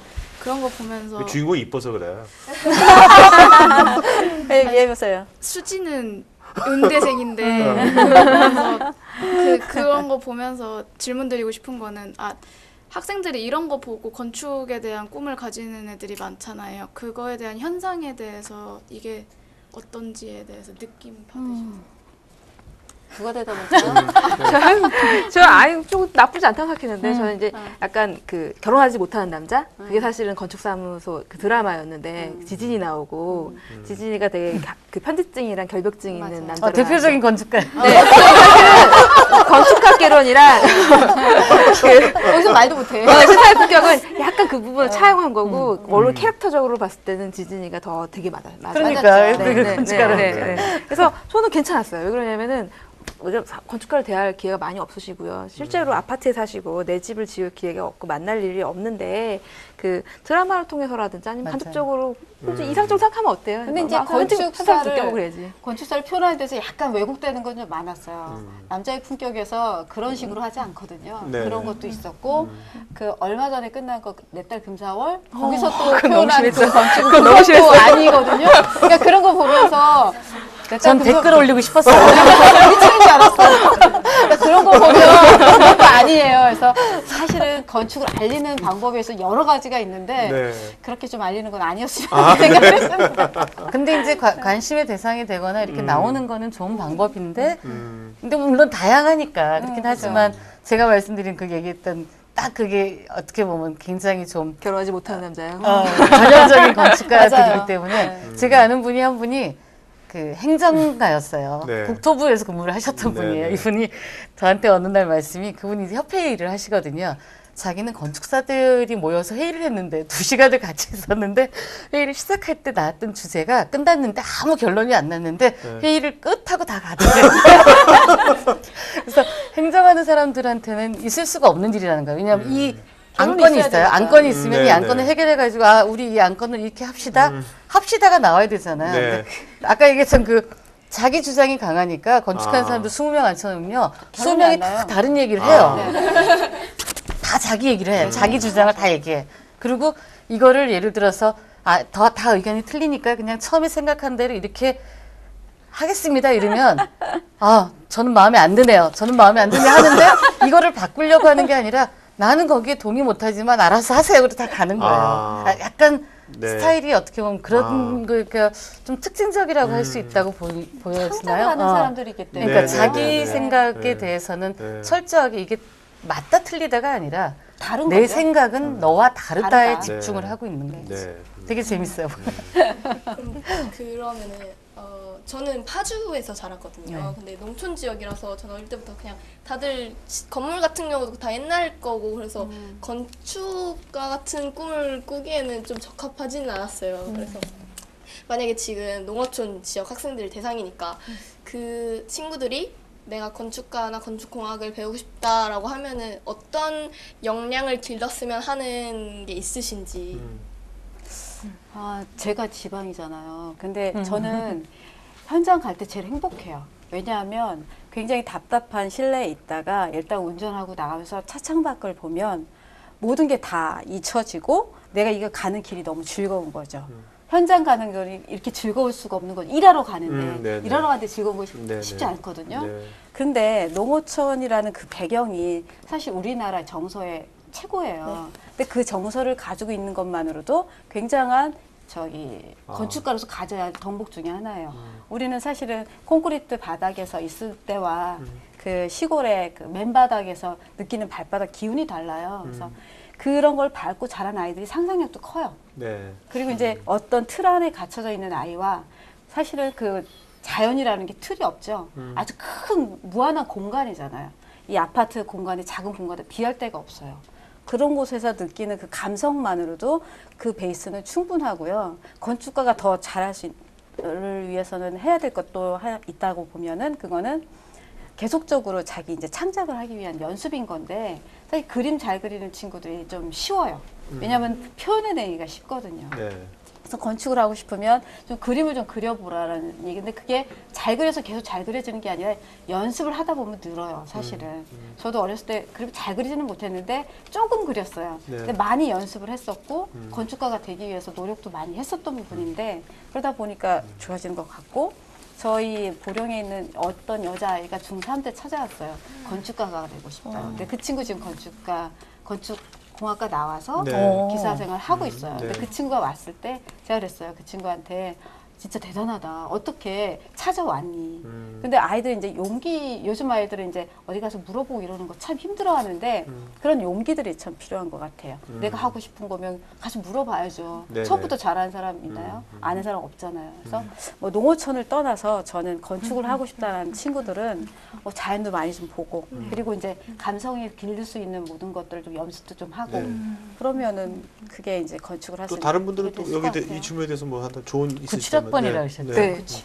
저는 이제 우리 그치, 홍 건축사님하고 비교하면 뭐 한 15년 이상 차이가 나는데 저희 때는 정말 인폼이라는 게 없었어요. 이렇게 건축가가 뭘 하는지를 그치. 당장 뭐 내 오빠나 또 옆에 누가 없으면 알 수가 없는 시대였거든요. 근데 저는 약간 좀 반대인데 반대가 아니라 왜냐면 이렇게 다른 건축이 거지. 어떤지를 모르는 상태에서 내가 과연 건축이라는 걸 선택할 수 있을까 없을까조차를 모를 때라면 저는 뭐 지금 저 얘기했다시피 TV를 통해서 그렇죠. 건축가가 저런 모습이네 이렇게 보는 것도 좋을 것 같고 그다음에 좀 내가 건축에 관심이 있는데 뭘 하면 좋을까 하는 생각이라면 그 단계에선 저는 제가 워낙 TV를 좋아해서 그런지 저는 TV를 많이 보라고 하고 싶어요. 왜냐하면 TV가 그냥 우리 표현할 때 바보 상자라고 하지만 굉장히 많은 정보를 사실은 단시간 내에 짧은 시간 동안에 저는 편히 앉아서 그걸 습득할 수 있거든요.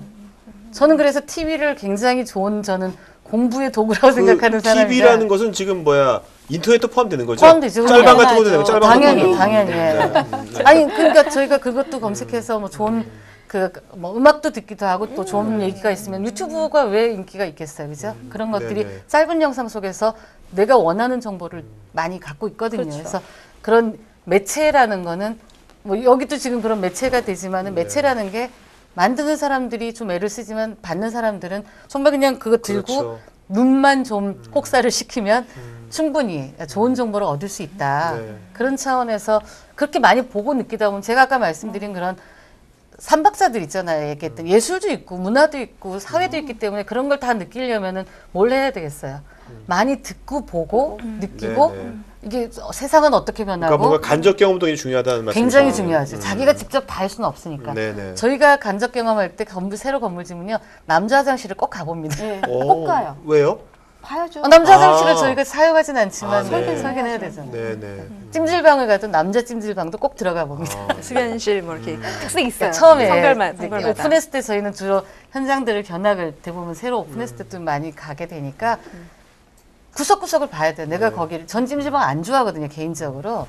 근데 찜질방이라는 시설이 나갔을 때 제가 안 좋아하지만 가서 보죠. 봐야죠. 이용을 해보죠. 그러니까 그런 것들이 지금 간접 말씀드리지만 제가 직접 간접 경험도 하지만 그거를 더 한 단계 넘어서 간접 경험을 더 많이 하려면 네. 그렇게 매체들을 활용하는 방법도 굉장히 좋은 방법인 것 같다. 저희 때는 책을 통해서밖에 없었다고 하면 지금은 네. 많이 있으니까 않겠지. 전 젊은 친구들이 그걸 많이 이용하면 참 좋을 것 같아요. 네.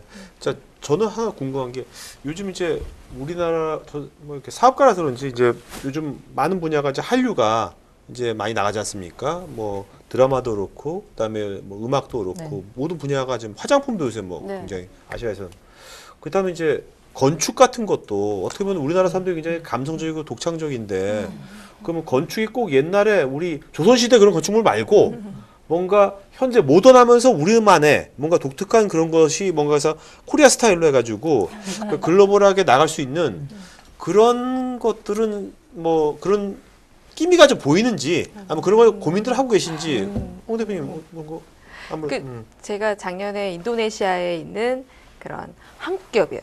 한국 기업이었을 때 가능했던 거예요. 한국 기업의 그 직원들 숙소를 설계했었어요.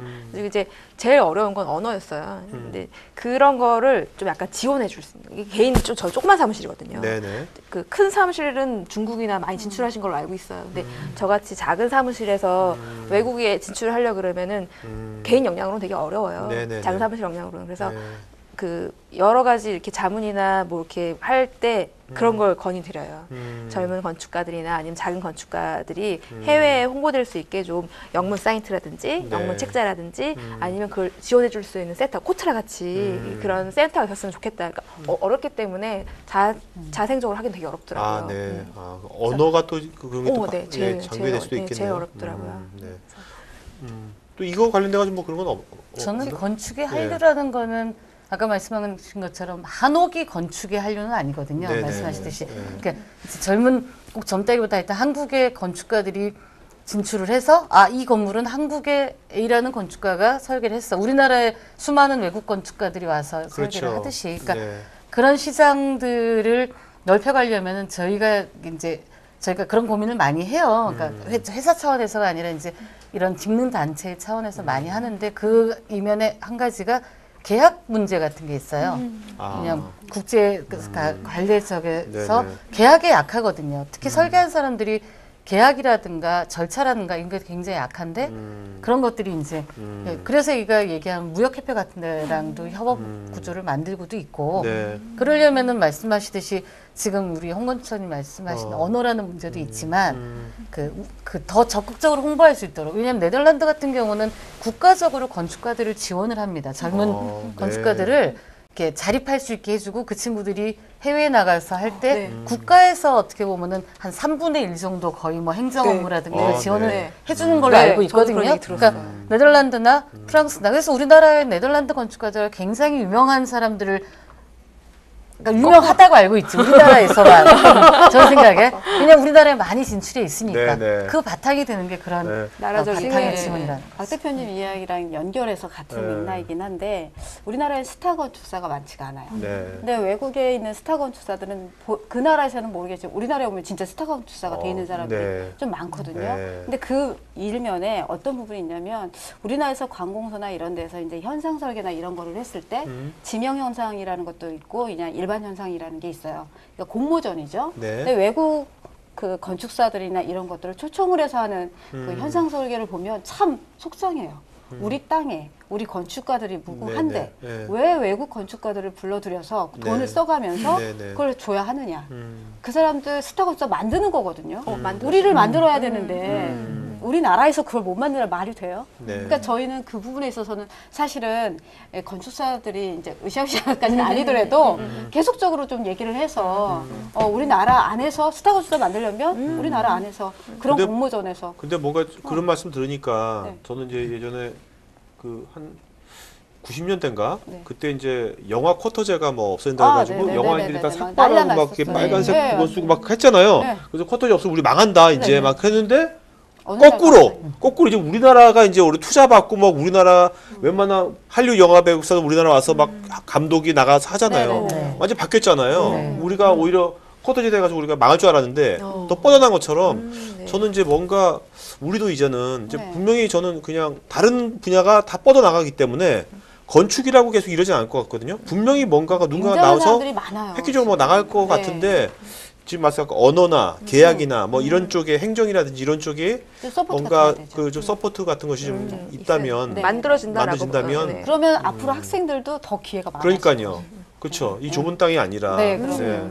뻗어나갈 수 뉴스에도 나오고 했는데 꼭 개인 건축가는 아니지만은 우리나라의 신도시가 굉장히 그 아프리카 쪽이나 그 신생 개발도상국에서는 그 모델이 되거든요. 아, 네. 울산이나 분당이나 이런 그 신도시를 조성하는 방식 그다음에 아. 그 짧은 기간 동안에 어떻게 하나의 도시를 만들어내는지에 대해서 그래서 우리나라 신도시 기법이 수출이 됩니다. 제가 알기로 적극적으로 수출돼서 네. 해외랑 정부 대 정부 간에 계약을 해서 거기에 신도시 정착시키는 것들을 전수를 하고 있거든요. 그러니까 그것도 이제 어떻게 보면 그게 이제 너무 큰 단위 내지는 국가적으로 하고 있기 때문에 잘 모를 수 있지만 큰 의미에서 보자면은 굉장히 큰 건축의 한류가 아니냐. 네네. 왜냐하면 도시와 건축은 일맥상통하고 같이 바탕을 하고 있기 때문에 그런 점에서는 점점 그런 시장들이 펼쳐지고 있는 게 아닌가라는 생각은 하고 거기에 말씀대로 지금 얘기하는 지원들이 좀더 부분들이 좀 더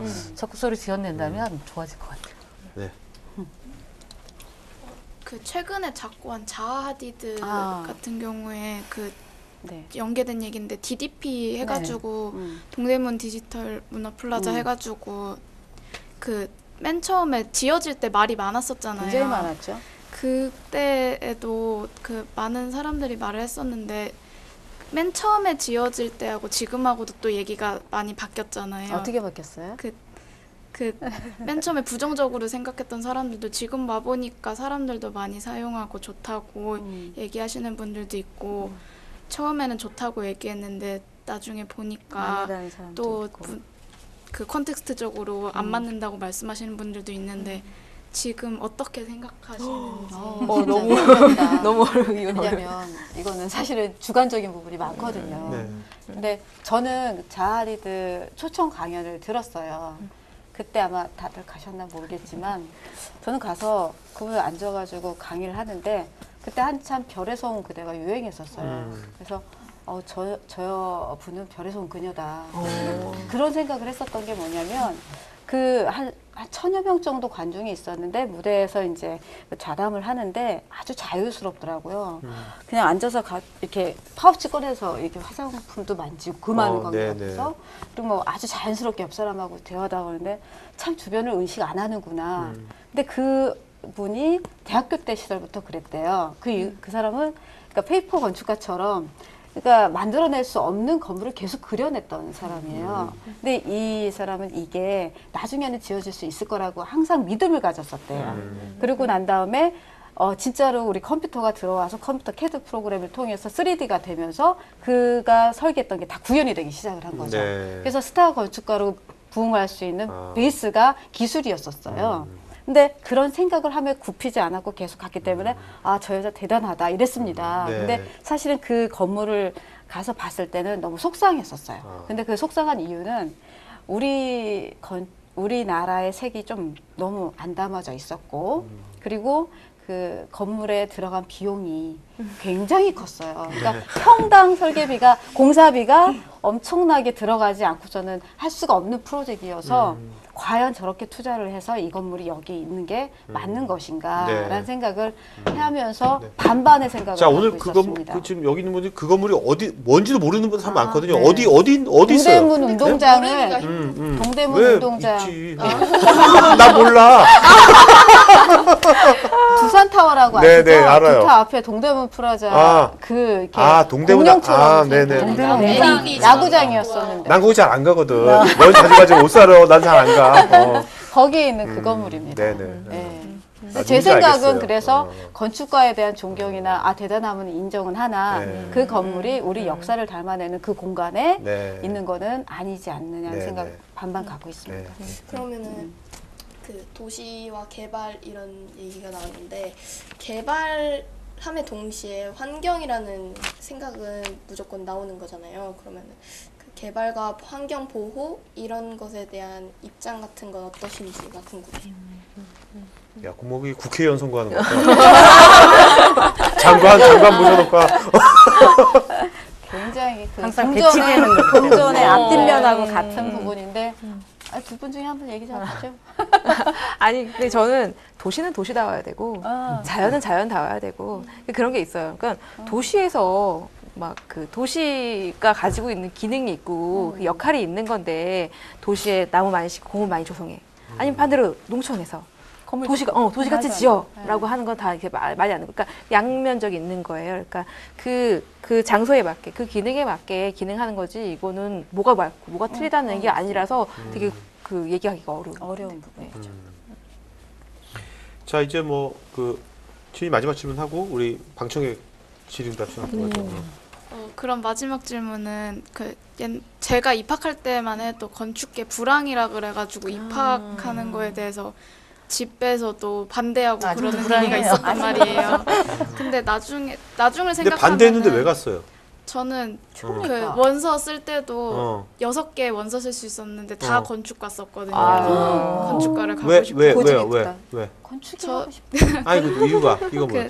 제가 어릴 적부터 답사 같은 거를 많이 다녔었는데 그게 옛날에는 보면은 답사락을 막 한옥 같은 거 많이 갔었는데 그거를 지금 저희 사는 주거랑 어떻게 합쳐보고 싶어서 꿈을 가지고 갔는데 현실은 우리가 고민하는 지금 거잖아요. 배우고 있어서 아직까지는 대학원 과정까지는 생각을 해봐야 될 것 같아요. 그 질문을 계속 하자면 그 통일되고 나서는 또 좋아질 거라고 할 일이 얘기를 많지. 하잖아요.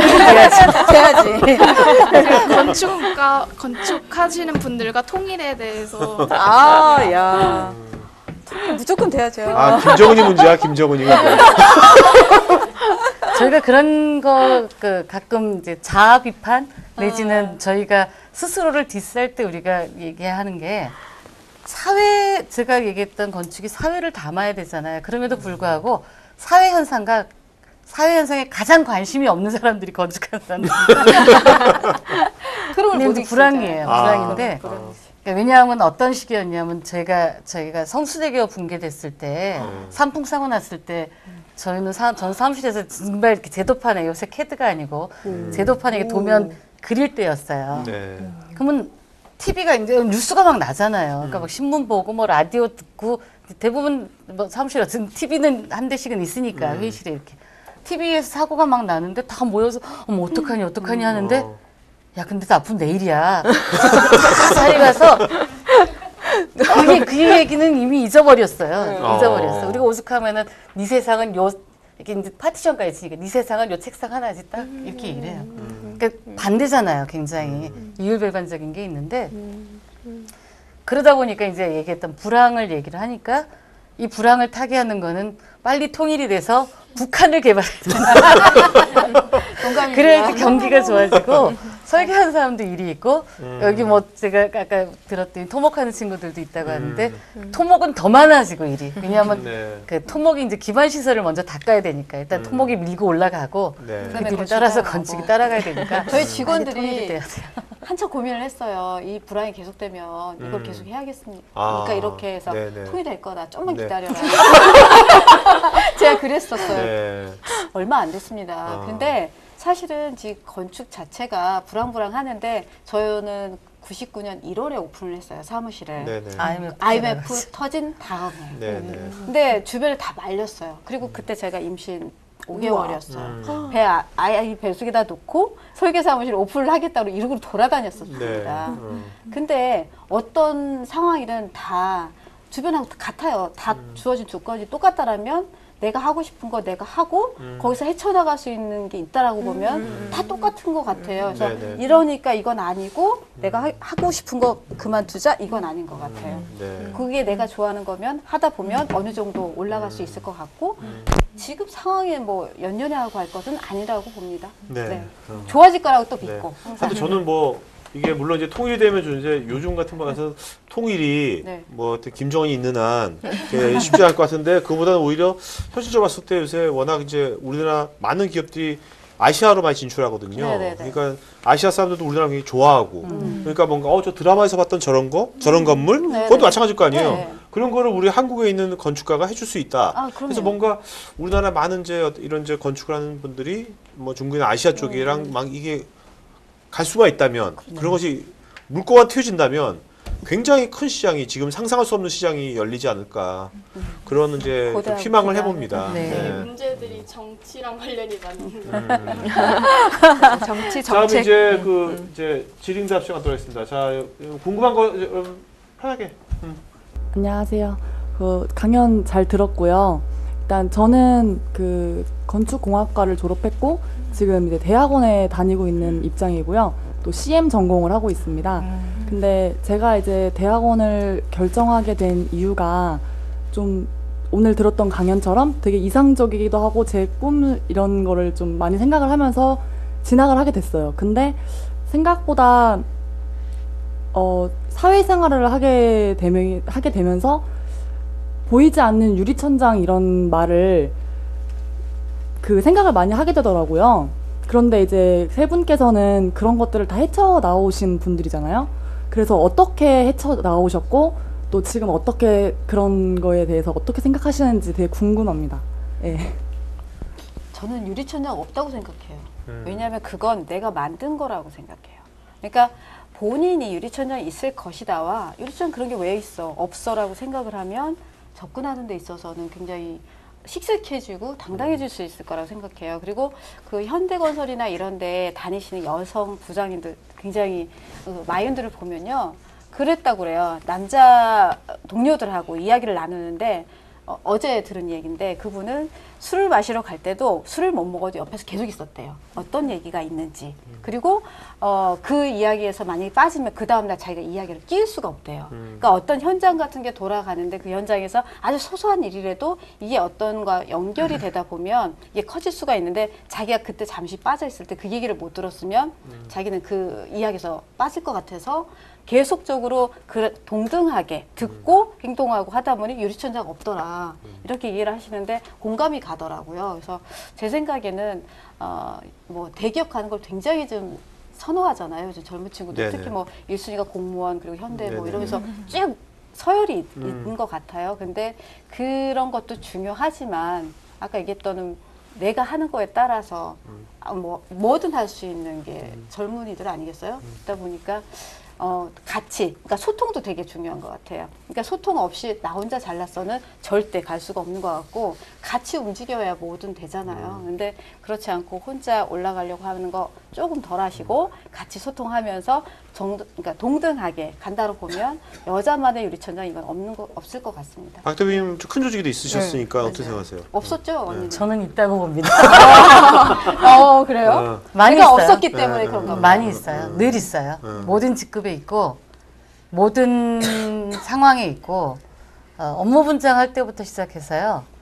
특히 인사에서 진급할 때는 심각하게 고민을 하게 됩니다. 아니, 저는 이제 뭐 물론 조직에서 이렇게 그 하위 직급도 있었지만 최종 이제 그 대표님하고 결정하는 과정을 많이 하기 때문에 늘 있습니다. 네. 없을 수가 없고요. 구조적으로 보자면 그게 없어지는 날 아마 그 우리나라가 중국을 점령할 수 있는 날이 되지 않을까? 네. 그럴 정도로 제가 보기에는 그거는 의식 속에 뿌리 박혀 있는 거기 때문에. 근데 그거를 못하도록 작용하는 것이 그 저희가 지금 얘기했던 동등하게 행동하고 동등하게 내가 해내는 거, 또 그렇게 내가 대하는 거, 그렇게 생각하는 거, 이게 되게 중요한 관점이 돼요. 그러니까 그 야근을 하든 철야를 하든 저희가 뭐라고 하냐면, 글쎄 저는 이제 저희가 아까 말씀드린 이제 조직에 있다 보면은 요구 사항들이 조금씩 틀려요. 그러다 보면은 일도 남자들보다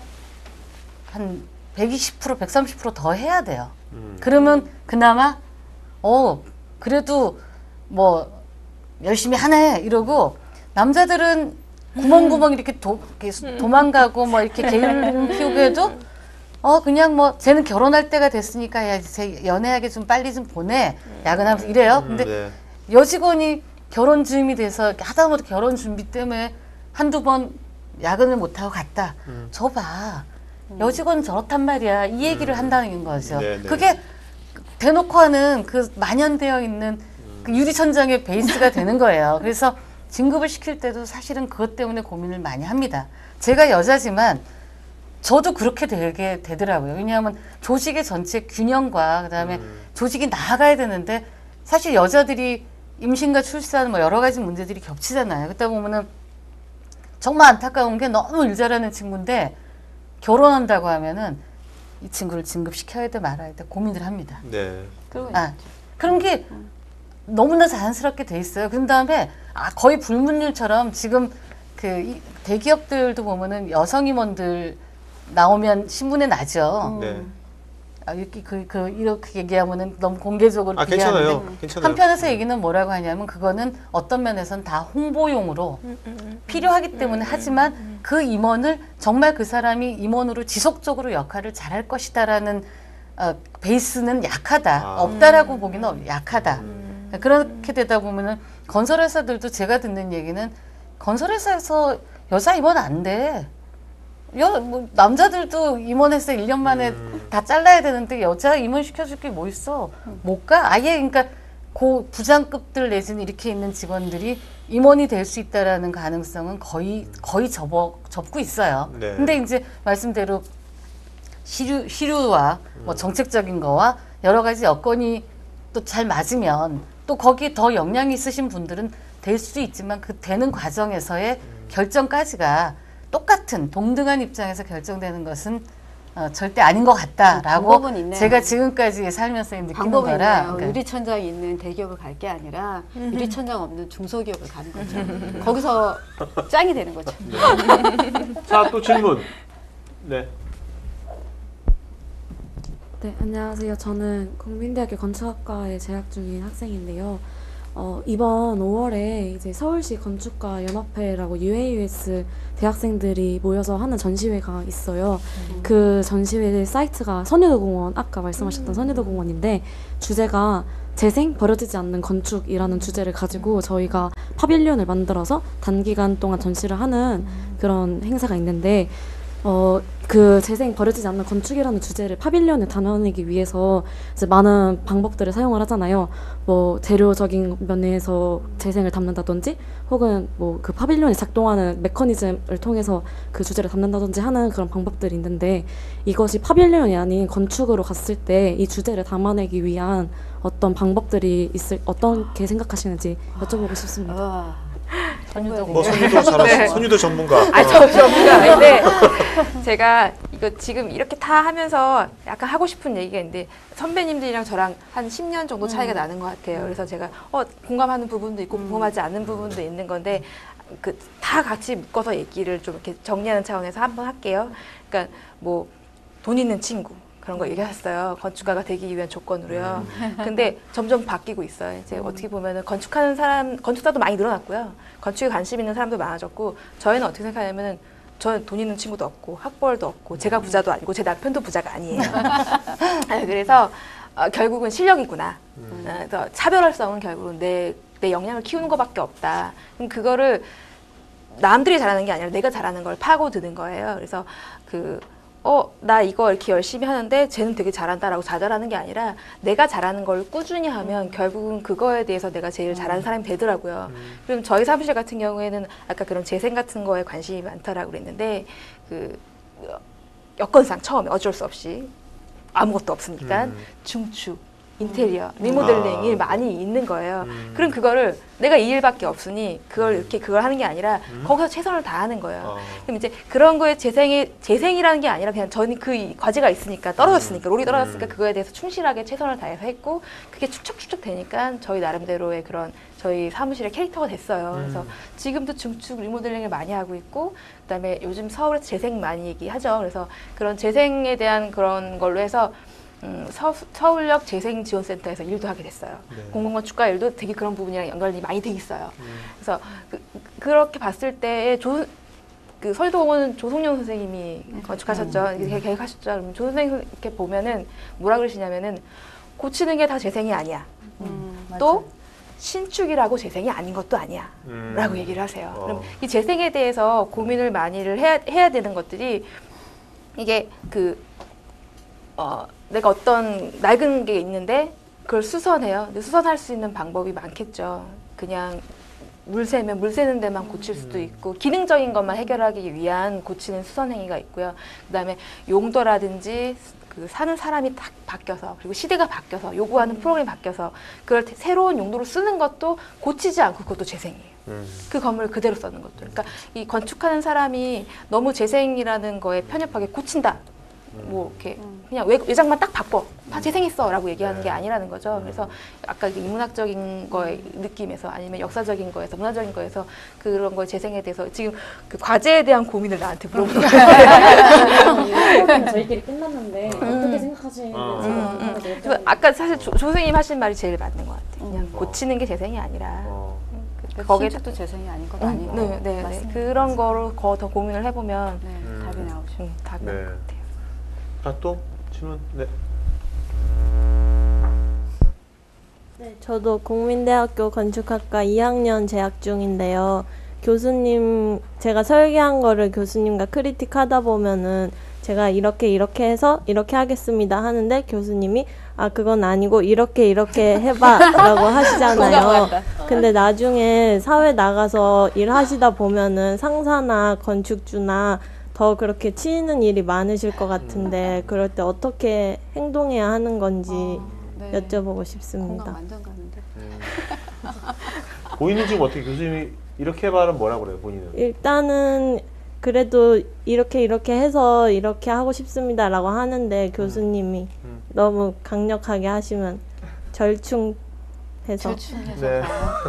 아직 2학년이다 보니까 저희가 느끼기에도 저희가 아는 게 많이 없으니까 교수님이 뭔가 크리틱을 하시면서 저희에게 뭔가를 피드백을 주셨을 때 저희 입장에서는 사실 교수님의 말씀이 더 맞는 것처럼 들리고 아 저렇게 해야 맞는 거구나라는 생각이 드니까 조금 비판적으로 받아들이기보다는 좀 무비판적으로 수용적으로 받아들이게 되는 것 같아요. 그래서 어떻게 사실 전 그 교수님의 교수법에 그런 것 같아요. 어떤 교수님들은 해봐라, 마음껏 해봐라. 그리고 네가 제안하고 네가 즐겁게 해라라고 하시는 교수법도 있고 또 이렇게 배운다라는 입장에서 어떤 기술이나 스킬이나 아니면 방법 같은 거를 배운다라는 입장에서 교수법을 하시는 건데 지금 2학년 커리큘럼에서는 약간 그 방법이 더 맞을 수도 있으니까 교수님이 내가 하는 방법으로도 한번 해보고 그런 방법, 그 창의적인 일을 할 때요.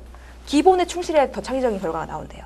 그래서 뭐 그래서 데스잉이라든지 뭐 그런 걸 한다는 게 그냥 처음부터 미술을 막 하는 게 아니라 베이스를 깔고 하는 거니까 그렇게 생각해서 좀 수용해볼 때도 수용해보고 또 분출할 수 있을 때는 분출해보는 것도. 근데 그 분출하는 거를 건축사 따고 하시면 돼요. 제가 학교 다닐 때 크리틱에 반대를 너무 많이 해가지고 교수님이 저를 A를 준 적이 없어요. 근데 제가 지금 충청남도 건축상 받은 건물이 저희 건물이거든요. 근데 그 건물 설계한 걸 저희 교수님이 와가지고 네가 이 정도로 잘했었니? 그랬었어요. 그러니까 제가 진짜 그 학교 다닐 때는 교수님 대문이 저는 여기 있어야 되는 문이 여기 있어야 되는 교수님 이렇게 좀 돌아가면 재밌지 않겠니? 많이 하죠. 이렇게 좀 동선을 좀 길게 가면 이 동선 따라가는 길에 여기에 재미난 요소가 좀 있지 않겠니? 많이 듣죠. 근데 저 그렇게 안 했어요. 교수님 빨리 들어가고 싶어요. 집에 빨리 들어가고 싶어요. 저는 화장실로 가고 싶을 것 같고요. 계단 올라가기 힘드니까 저는 밑에다 단을 놓겠어요. 이해가 안 됐었어요. 교수님이 이렇게 올라가야 된다, 옆으로 가야 된다, 스킵으로 풀어야 된다. 저 이해 안 갔습니다. 근데 그때 말을 안 들으셨군요. 아, 전 진짜 안 들었죠. 직설적으로 말했을 것 같아요. 예, 그래서, 교수님 전 아니에요. 그래서 저희 교수님이 저한테 나중에 제가 사업을 하는 거 보더니 너는 재능이 이거였구나 그러셨어요. 그러니까 소통을 잘하는구나 그 얘기를 하시더라고요. 그래서 각각의 재능은 달라요. 그런데 아까 얘기하셨는데 충실을 하셔야 돼요. 그래야지 그 나중에 제가 재설계를 할 때는 그렇게 돌아가더라고요. 제 건물이 바로 다이렉트로 들어가는 게 아니라 엘리베이터를 갈려 쭉 들어가야 돼요. 그런 설계 기본을 그렇게 해주셨기 때문에 지금 제가 마음껏 할 수 있다라고 얘기를 하는데 그걸로 가고 있다라는 거죠. 네, 공감 100배 가네요. 사무실들에서는 보통 이제 크리틱 시스템들을 갖고 있어요. 설계 사무실들도. 그때는 상호 간에 서로 아니 프로젝트가 들어가면은 직급에 상관없이 이제 요거 착수 단계에서 크리틱 이제 어떻게 할 건지 풀어갈 건지 얘기하자고 할 때는 그렇겠네요. 통상은 그 저희 얘기해서 직급 나이 다 내려놓고 계급장 다 떼고 다 떼고 모 사무실은 그걸 와인 파티로 한대요. 이제 와인도 놓고 와인을 뭐 과하지 않게 그러니까 한 잔씩 하면서 그냥 그 오너도 CEO도 의견을 얘기하면은 또 밑에 소위 얘기해서 이제 젊은 막 이제 배운 지 얼마 안 된 친구는 잘 모르니까 어떻게 보면 더 새로운 얘기를 할 수 있는 거예요. 그래서 어떤 면에서 보면은 직장 나와서 회사에서 일을 하게 되면 훨씬 그런 크리틱 시스템이 좀 더 자유롭게 돼 있다. 그래서 어떤 경우는 저희 같은 경우는 그 전에 팀에서 운영할 때 다 다른 프로젝트를 해요. 한 10명이. 근데 새로운 프로젝트가 나오면 기본적인 그 어떻게 보면 조건을 주고 너네 다 그냥 아이디어 하나씩 내. 다음 주까지 하나씩 내. 그러니까 디테일하게 그리라는 게 아니라 자기 아이디어. 아이디어 내. 그래서 이제 그 시한이 되면은 그날 시간 딱 정해서 회의실에 다 모여갖고 자기의 안을 이렇게 설명을 해요. 나는 이걸 그냥 지침을 보고 이렇게 생각을 했고 이런 컨셉으로 이렇게 얘기를 해갖고 쫙 놓고 이제 그때부터 서로 크리티컬한 일단은 거구나. 까기를 하죠. 왜냐하면 내 게 뽑히려면 남의 걸 까놔야지 뽑히니까. 여기서 그러니까 서로 의견 기준해요. 그래서 마지막에 그걸 가지고 이제 투표를 합니다. 투표를 해서 안을 정해요. 근데 여기가 설계안이 참 재밌는 게 A안을 정했다 해서 이것만이 다 좋은 게 아니라 여기다가 다른 B에서 거에 점점 그쵸. 이게 미감이 점점 돼가지고. 지금 더 좋아지잖아요. 그러니까 어떻게 보면은 아이디어를 풍성하게 만들기 위해서 그런 이제 프로젝트에서 하거든요. 그러니까 프로젝트마다 조금 성격은 틀리고 그 다음에 운영하는 부서장의 특징에 따라 좀 틀리지만 대부분의 그런 이제 몇 명이서 팀으로 작업하는 데들은 그런 크리틱 시스템을 갖고 있어서 근데 훨씬 발전적으로 할 수 우리나라 있어요. 보통 조직이요. 큰 조직을 보면 굉장히 아이도 굉장히 딱딱하잖아요. 위계질서가 있고 사장이 말하는 거, 본부장이 말하는 거가 상황이마다 다르잖아요. 네.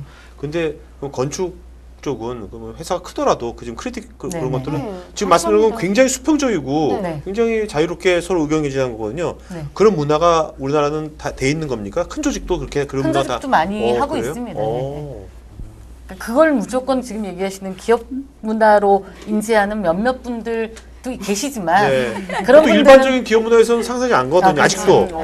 아이도 그래서 사실 건축이 좋은 거예요. 연구소 같은데 뭐 그 회의가 일반 기업에서 회의하잖아요. 조직해서 절대로 안 돼요. 사장이 한 마디가 본부장이 한 마디가 이거지. 뭐 사원이 어떻게 토를 달아 거기다가 절대로 안 되거든요. 근데 그런 것들을 많이 하는 거고 그렇게 돼야지만 또 이 아이디어라는 거는 누구 한 사람 머리에서 샘솟듯이 나오는 게 아니잖아요. 그다음에 건축은 엄밀히 얘기하면 다른 측면 얘기할 때 건축은 모방이다예요. 모방에서 출발한다는 거거든요. 모티브 자체도 어디서 따오는 게 모방이잖아요. 근데 그 모방한 틀을 어떻게 어떤 아이디어를 꽂고 빼고 이렇게 우리 얘기하면은 조각을 해가지고 좀 모방한 티가 안 나는 저희 좀 뭐라 새로운 그러냐면 물건을 만드는 카피는 해상도가 떨어지잖아요. 그러니까. 카피하지 말고 해상도 떨어지게 카피하지 말고 그걸 참조를 해서 더 좋은 걸 만들어라 얘기를 해요. 네. 자, 또 질문? 없으면 자 이제 9시 딱 이제 1시간만 됐네요. 자, 그러면 저기 세 분 이제 마지막으로요. 마지막으로 이제 다시 지금 이제 다시 건축공학과에 입학한다면 97학번이라고 했는데 이제 이제 17학번이 된다면 내연도 17학번 다시 이제 건축과 17학번이 된다면 뭐 하시겠어요? 자, 김 대표님 17학 내연도 17학번 돼요. 가까운 20년인데도 가까운. 자, 내연도 17학번이 새내기 17학번이야. 그럼 뭐 할래요? 완전 돌아다닐 거야. 네? 완전 돌아다닐 거야. 완전 돌아다녀요? 막 발바리 같이 막 엄청나게 돌아다닐 거야. 저는 그때 그 생각을 못했어요. 그때는 해외에 가야지 좋은 건축을 본다라고 생각했었어요. 근데 그게 아니더라고요. 그 당시에도 좋은 건물이라든지 그런 볼만한 건물이 되게 가까이 있었는데 그거를 몰랐던 거예요. 외국에 가야지만 좋은 걸 볼 수 있었던 걸 생각한 거예요. 그래서 그때로 돌아간다 그러면은 엄청나게 돌아다닐 것 같아요. 가서 봐야 돼요. 국내? 네, 국내라도. 그러니까 가까운 데라도 버스 타고 전철 타고 기차 타고. 네. 자, 돌아다니면서 뭘 하시겠어요? 그냥 돌아만 다닐 거예요? 뭐 할 거예요? 그때는 사실 모르면 안 보여요. 모르면 안 보여. 알아야지 보이거든요. 보여요. 알아야지 보이거든요. 알려면은 그냥 사실 그때 돌아다녀도 돌아다니면서 느낄 수도 있고요. 근데 저희는 이제 재생이라든지 디테일이라든지 그런 것들에 관심이 많으니까 이제는 이제 그런 것만 보고 다니는데 만약에 그때 된다 그러면 그런 거보다는 어떻게 사람들이 행동하는지 여기서 뭘 하는지 그때 그거는 볼 수 있잖아요. 아무리 기술적인 걸 몰라도. 그래서 이 사람들이 표정이 어떤지 무슨 생각을 하고 있는지 어떤 행동을 하고 있는지 그런 걸 약간 좀 대상화해서 봐도 되고 뭐 배우는 입장에서 그래서 많이 돌아다니고 사람들이 어떻게 하고 있는지 볼 것 같아요. 그러니까 건축물만 보는 게 아니라 그쵸. 거기에 있는 사람들이 어떻게 행동하고 어떻게 표정. 굉장히 좋은 관점이시네요. 네. 저도 그럴 거예요. 놀 거예요, 그냥. 네. 저는 워낙 대학 다닐 때도 그렇게 놀았어요. 저는 학교 다닐 때 저희는 지하철이 없을 때였는데 네. 저는 버스 뭐 조선시대 태어나셨어요? 아니 뭐 1기호선 정도는 있었는데 뭐냐면 저는 원래 옛날 대학 다닐 때 대학 때 제일 많이 놀았어요. 네. 대학교 다니는 동안 대학을 졸업하는 순간부터 그 야근 처리에 치여서 일을 열심히 했지만 대학 때는 주로 했던 게 나가면 버스 타고 종점에서 종점 가서 그 종점에서 딴 버스 타고 왔다가 이렇게 거리 풍경 보는 거를 좋아했고 네. 집에서는 옥상에서 이렇게 길에 지나다니는 사람 구경하는 거 좋아하고요. 이렇게 워낙 그래서 그다음에 그러니까 방학 되면은 뭐 답사를 핑계로 온 동네 그 뭐 하회 마을 뭐 절 또는 뭐 우리의 한옥 뭐 또는 우리의 다른 도시 뭐 구경 다니고를 했는데 역시나 그거를 또 할 거예요. 왜냐하면 네. 가장 즐겁게 놀 수 있는 방법이 돌아다니는 거거든요. 네. 그러니까 아까 얘기했던 제가 TV를 많이 보라는 것도 요새는 이렇게 젊은 친구들이 좀 생각처럼 자유롭게 못 다니는 게 많잖아요. 준비하는 것도 많고 공부도 뭐 하고 하니까 TV를 통해서 간접적으로라도 돌아다니는 기회를 가지면 좋을 것 같아요. 지금도 엄청 다니시잖아요. 제가 알기로는 1년에 몇 번씩 나가셔요. 네. 저는 저기 홍군사님 얘기하시기 전까지 저도 진짜 놀러 다니는 거 얘기를 했었는데 저는 좀 시간을 담아보고 싶어요. 그러니까 17학번이라고 그러면은 네네. 이제 기계가 좋아졌잖아요. 네, 그렇죠. 그때 당시에는 제가 카메라 하나 사기도 좀 힘이 들었었던 것 같아요. 그래서 저는 뭔가 이렇게 담아내는 걸 좀 좋아. 지금도 사진 찍는 걸 굉장히 좋아하는데 아주 오래전 사진들을 보면 그 시간에 가 있는 것 같아요. 네. 그래서 영화가 좋은지도 모르겠는데 그러다 보니까 저는 지금 만약에 17학번이 되면 내 새내기 시절 내가 건축 공부하는 이런 것들을 그냥 다 담아보고 다 싶어요. 기록으로 다. 네, 그 기록이 나중에 저한테 어떤 것들을 줄 수 있지 않을까 해서 시간을 좀 이렇게 꾹꾹 담아보고 싶습니다. 네, 네. 네. 알겠습니다. 메모도 하지 말자인 제 모토와 상당히 틀린. 메모도 그러니까 하지 다른 말- 거지. 자, 그러면 뭐야? MC 두 분 이제 소개했는데 오늘 소감 한 마디씩 하고 어때? 해보니까. 저는 딱 옛날부터 뭐 그냥 집 이런 거 봐도 그냥 저건 집이고 저건 건물이고 그냥 일상에 있는 그냥 물건들이라고 생각을 했는데 오늘 이렇게 듣다 보니까 막 돌아다 다니고 싶고 막 건축 이런 거에 좀 관심도 막 생기는 것 같고 나중에 집을 짓고 살고 싶은데 연락을 드려서 부탁도 드려보고 싶고 그렇습니다. 감사합니다. 저는 어떻게 보면 다 선배님들이시잖아요. 그래서 더 느낌이 포기 안 하면. 포기 안 하면 안 할 것 같아요. 선배님들이신데 친구는. 포기 안 하면 선배님들이신데 진짜 오늘 좋은 말씀들 많이 들은 것 같고 나중에 꼭 선배님 찾아뵙으러 졸업 후에 현장에 나가서 뵙고 싶습니다. 네. 꼭 와요. 네. 저희가 뭐야 실장님 여기 계시니까 다음부터 우리가 이거 할 때 여기 또 사업하시는 분 많이 나오시니까 이렇게 즉석에서 그 면접 같은 거 봐도 재밌을 것 같아요. 아, 네. 요즘 또 학생들이 취업부터 그러는데 아, 네. 그렇잖아요. 여기 뽑으려고 그러고 취업하려고 그러고 뭔가 이런 데서 뭐 이런 것들 또 좋습니다. 같이 해도 좋을 것 같죠? 전 너무 좋은 게요. 네. 지방은 안 오려고 해요. 네. 그래서 더 필요합니다. 자, 그러면 이제 오늘 솔직하게 좋은 에너지와 좋은 관점 우리한테 나누신 세 분의 멘토분들 박수 부탁드리겠습니다. 감사합니다. 자, 이걸로 오늘 블루멘토 TV 마치겠습니다. 네, 고맙습니다. 네. 수고하셨습니다.